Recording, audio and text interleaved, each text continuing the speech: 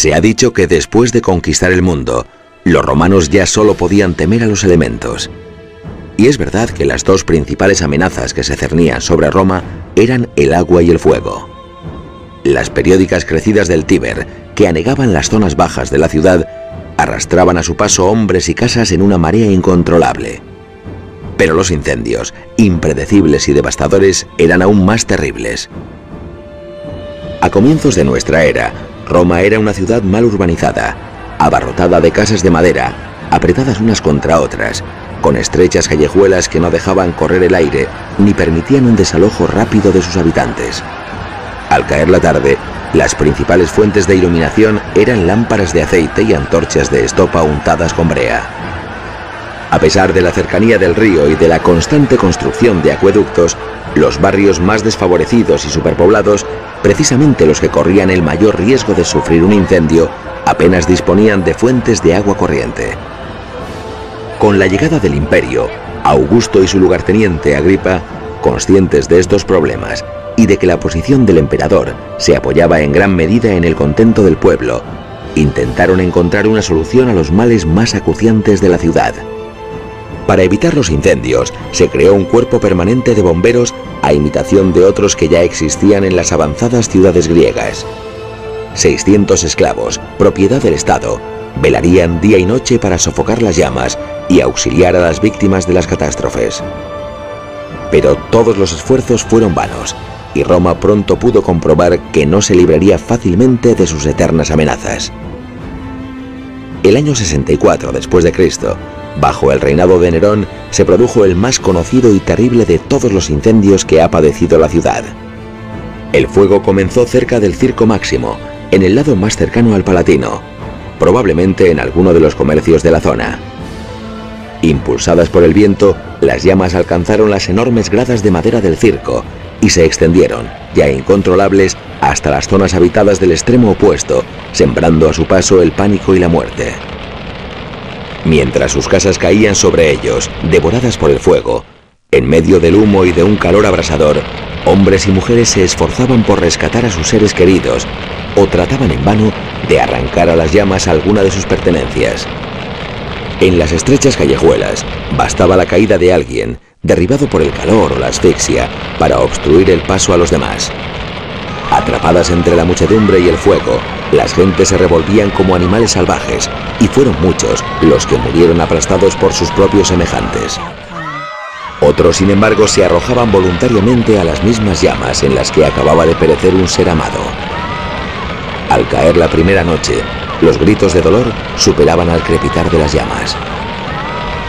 Pero el fuego no solo se ensañó con las casas de los pobres, alcanzó también las moradas de los viejos generales republicanos, respetadas como reliquias, todavía adornadas con los trofeos de sus victorias.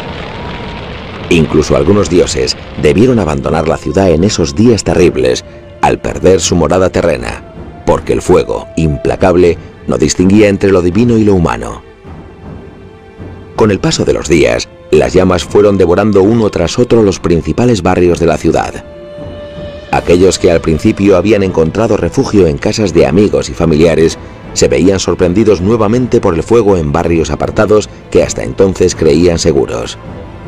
En su desesperada huida, muchos acabaron habitando sus propias tumbas, edificadas en las afueras de la ciudad y que se contaban entre sus pocas construcciones de piedra.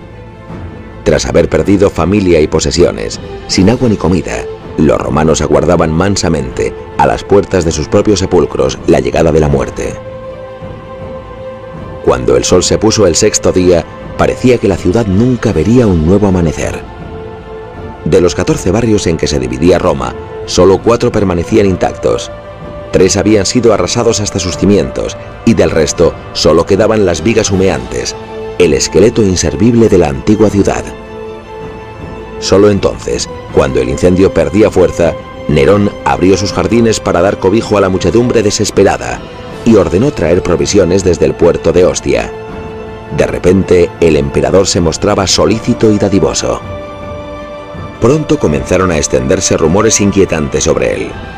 Algunos afirmaban que mientras la ciudad ardía, Nerón, refugiado en la seguridad de su palacio y vestido como un actor, había elogiado el sublime espectáculo del fuego entonando cánticos sobre la caída de Troya. Otros aseguraban que esclavos del emperador habían sido vistos con antorchas, abriendo nuevos focos y reavivando aquellos que se extinguían. Se comentaba también que en una ocasión, Nerón había insinuado que durante su reinado, la tierra sería consumida por el fuego, y que, obsesionado por sus sueños de grandeza, había manifestado su deseo de hacer de Roma una ciudad a la altura de su príncipe, reemplazando las calles estrechas por amplias avenidas y las ínsulas insalubres por sólidas casas de piedra. Los hechos posteriores parecieron confirmar los rumores. Tras el incendio, Nerón aprovechó para ampliar sus residencias por el valle donde hoy se encuentra el Coliseo, con amplios jardines, lagos y fuentes, los bienes más apreciados en una ciudad superpoblada, construidos sobre las casas calcinadas de los habitantes más humildes de Roma. Entre la población comenzó a extenderse una rabia contenida. Pronto un clamor unánime se alzó desde todos los rincones de la ciudad. El incendio había sido provocado y todo apuntaba hacia el propio emperador. Aterrorizado, Nerón buscó desesperadamente un culpable que arrojara a la multitud, una víctima expiatoria sobre la que los romanos pudieran descargar toda su indignación. Y la encontró en los cristianos, seguidores de una nueva religión llegada de Oriente, de la que poco se sabía y sobre la que circulaban extraños rumores. Decían que en sus ceremonias devoraban la carne de su dios y bebían su sangre, un indicio evidente del carácter bárbaro y terrible de estas creencias. Gentes capaces de participar en semejantes rituales bien podían haber provocado el incendio. Nerón decidió aplicarles un castigo como nunca se había visto en la ciudad. Todos aquellos que no renegaron de su fe fueron encarcelados y, tras sufrir tortura, entregados a las muertes más horribles. Cubiertos con pieles de bestias, muchos fueron arrojados a los perros para que los devoraran. Pero a la mayoría les aguardaba otro fin.